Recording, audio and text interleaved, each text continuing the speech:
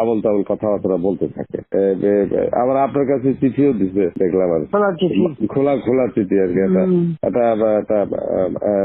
এটা খারাপ আর কি, একটা আর কি না, খুব উপদেশটা বানাও দিন আমি এক নজর পড়ে ফেলাই দিচ্ছি।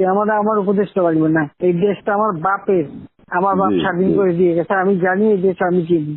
আমি বাংলাদেশের বসে বসে কথা বলার শুট করে আবার আমার উপদেশটা বানাতে গেছে ওর একটা।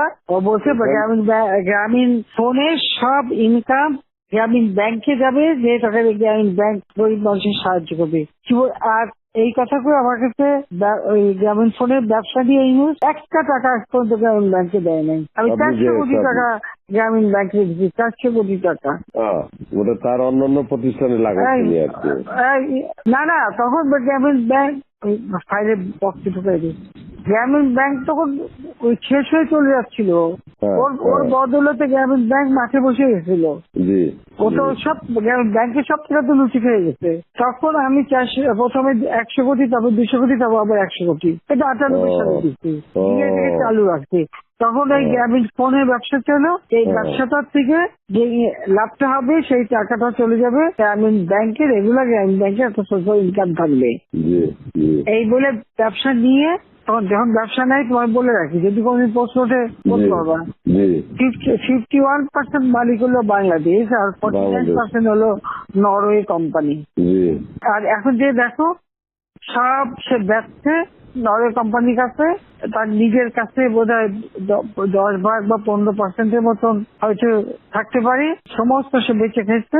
আর একটা টাকা কোনোদিন গ্রামীণ ব্যাংকে এখান থেকে দেয় নাই। আর আমরা সবচেয়ে বেশি ফ্যাসিলিটি তাকে দিচ্ছিলাম, রেলওয়ে, ফাইবার অপটিক ব্যবহার থেকে শুরু করে সবকিছুতে তাকে এক্সট্রা সুযোগ দেওয়া হয়েছিল। ওইভাবেই তো গ্রামীণ ফোনটা তো অন্যদের থেকে সে সবচেয়ে বেশি সুবিধা পাইছে। চোর একটা রক্ত চুষে খাইছে সব। আমি বলছি যে রক্ত শোষা, গরিবের রক্ত শোষা। যে 30% তার হিসাব করলে 30% সুদ হইতো। সে যা গ্রামীণ মানুষকে যে লোন দিত, তাতে তার যে কম্পাউন্ড ইন্টারেস্ট যদি আপনি ক্যালকুলেশন করেন 40-47% হয়ে যেত।